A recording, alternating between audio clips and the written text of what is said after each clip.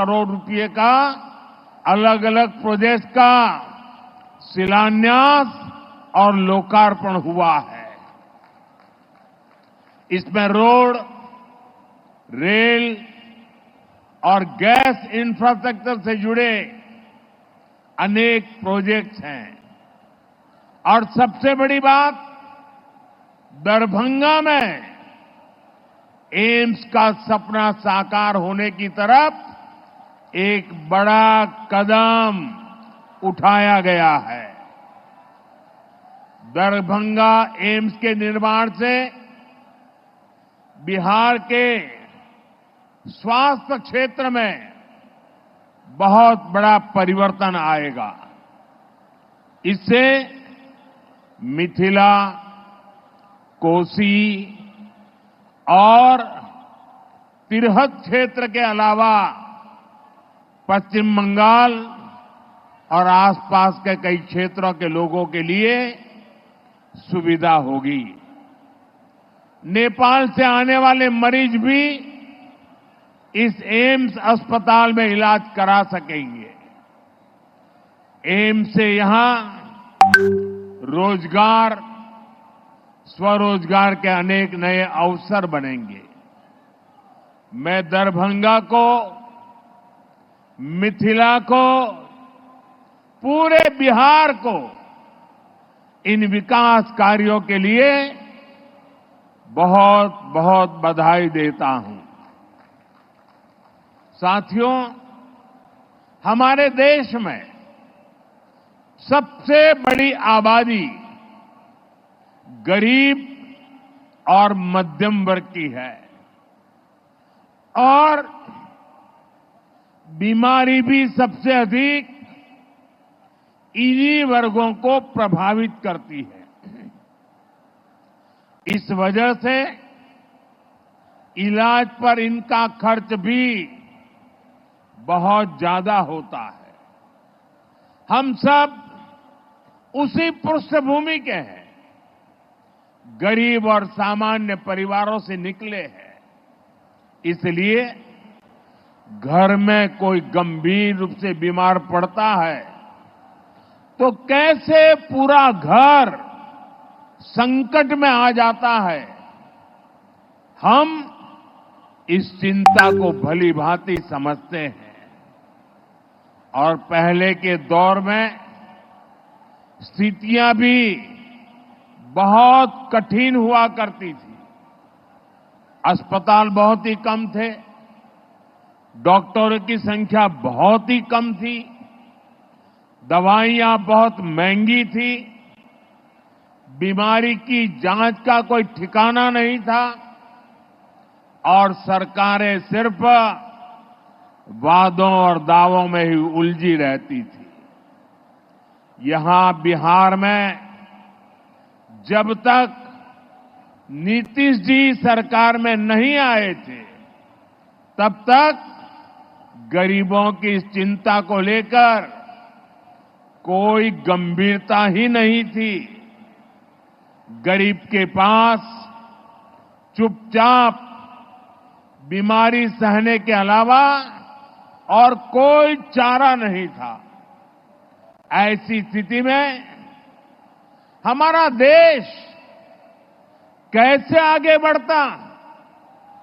इसलिए पुरानी सोच और अप्रोच दोनों बदला। साथियों, हमारी सरकार देश में स्वास्थ्य को लेकर होलिस्टिक अप्रोच के साथ काम कर रही है। हमारा पहला कदम, हमारा फोकस बीमारी से बचाव पर है। दूसरा फोकस बीमारी की सही तरीके से जांच पर है। तीसरा फोकस है लोगों को मुफ्त और सस्ता इलाज मिले और सस्ती दवाएं मिले।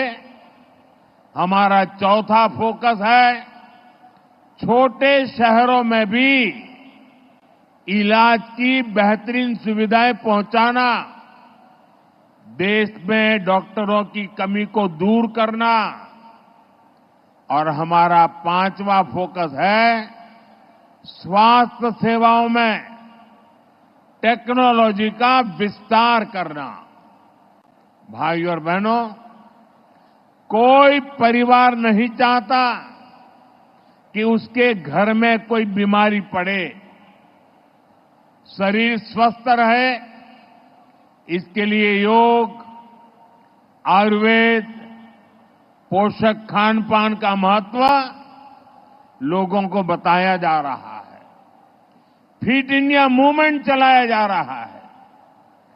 ज्यादातर सामान्य बीमारियों की वजह गंदगी, दूषित खान पान, खराब जीवन शैली होती है। इसलिए स्वच्छ भारत अभियान, हर घर शौचालय, नल से जल जैसे अभियान चलाए जा रहे हैं। ऐसे आयोजनों से शहर तो स्वच्छ बनता ही है, बीमारियां फैलने की गुंजाइश भी कम होती है। और मुझे पता चला अभी कि दरभंगा के इस कार्यक्रम की बात होने के बाद जहां हमारे मुख्य सचिव जी ने खुद ने नेतृत्व किया और दरभंगा में सफाई का अभियान पिछले 3-4 दिन चलाया, मैं उनका और बिहार सरकार के सभी कर्मचारी बंधुओं का और दरभंगा के नागरिकों का इस स्वच्छता अभियान को ताकत देने के लिए हृदय से आभार व्यक्त करता हूं। और मैं चाहूंगा कि आगे 5, 7, 10 दिन भी इस कार्यक्रम को और तेजी से चलाया जाए।